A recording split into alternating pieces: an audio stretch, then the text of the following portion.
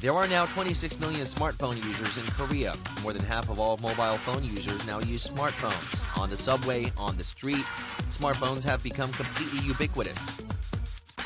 However, frequent smartphone use has led to addiction and even abnormal anxiety whenever phones are out of arm's reach. Smartphone addiction is now preventing some Koreans from leading normal, productive lives.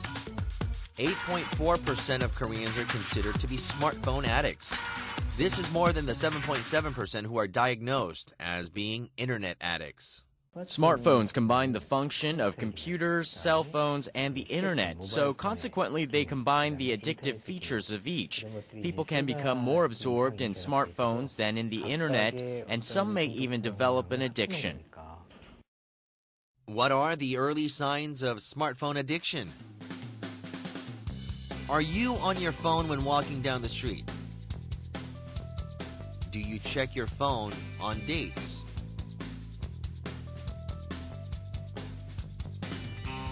Are you secretly texting under the table at meetings? Do you carry spare batteries everywhere you go?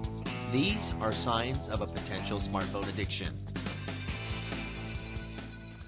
I've seen a lot of the things that we saw in the video when we were watching there, and I've seen you do a lot of the things that we saw you in took the the words video. right out of my mouth. I can be, included in that group from time to time. But one of the things I noticed, when you go out with friends these days, you've got 4 people at a table.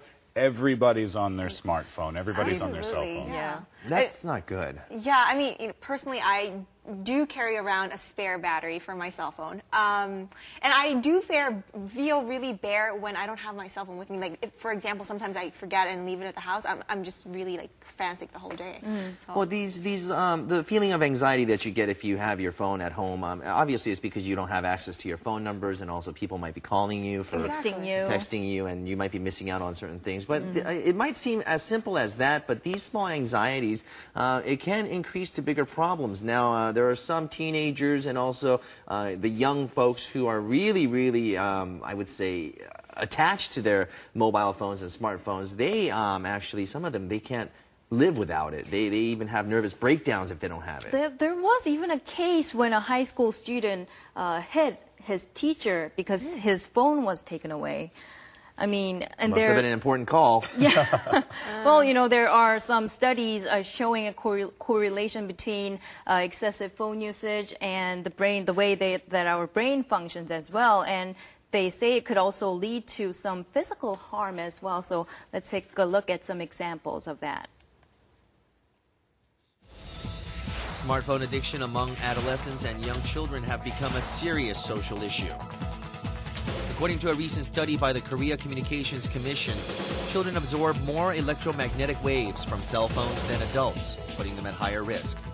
Long periods of smartphone use also led to negative effects on children's brain development. When visual stimulation continues for more than 3 hours a day, 5 days a week, we can see a significant increase in ADHD, or lack of focus in the brain.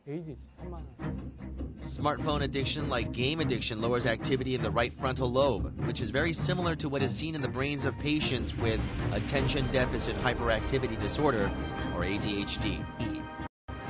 This picture shows an increase in blood flow to the brain. If you show a game addict pictures related to games, you can see an increase in blood flow to the frontal lobe and areas of the brain responsible for pleasure, like alcohol or drug addiction. Internet and smartphone addiction causes these kinds of physical changes as well. Could it really be that smartphone addiction changes brain function? We decided to test the brain function of a woman in her late 20s. She looks at her cell phone constantly during work, even when she's talking to her boss. I'm not a smartphone addict. After a basic physical, we test her cerebrum, cerebellum, and autonomic nervous system by looking at her eye movements. Her pupils had a significant size difference. We see differences in pupil size when there is something wrong with the autonomic nervous system. That's what we're seeing here. After that, we tested her balance and basic brain processes to determine the state of her overall brain function. We tested how much information your brain is processing. Usually processing 74% or more is considered normal. Your results are 68%, meaning there is a slight imbalance. This shows us frontal lobe function. A result of 180 or lower indicates normal brain function, but your result is 205. Overall, your brain balance is at about a C level. Smartphones often expose users to one-dimensional, repetitive stimuli like videos or games. This breaks the balance between the left and right sides of the brain, so the two hemispheres have trouble communicating with each other. This in turn affects the autonomic nervous system and leads to a wide variety of symptoms, including anxiety, lower concentration, overreaction, ADHD, or tic disorder. Smartphones are making everyday life more convenient than ever, but they can also lead to serious health conditions. Be sure to use smartphones with moderation.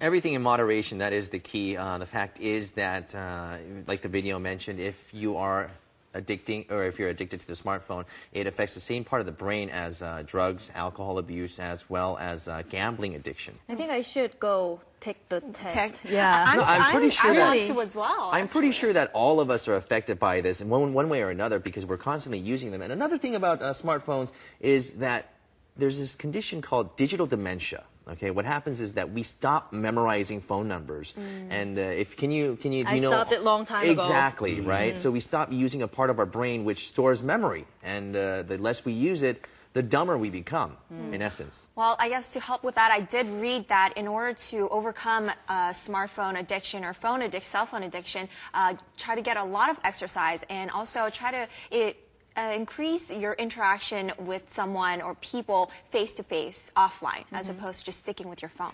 I think it's fair to say that the younger you are, the harder it's going to be for you to control the use of smartphones, and that's why in some countries they actually educate their students on how to moderately use their smartphones. So I think that's something that we should also think about doing. Absolutely. Yep. Use it to help us as well. But I have to agree. I mean, I think I've been an addict of smartphones before the smartphone actually came out because I had this problem with cell phones as well. All right, so everything in moderation and do exercise that brain. If you have any opinions about this matter, you can always tweet us at Korea Today Live.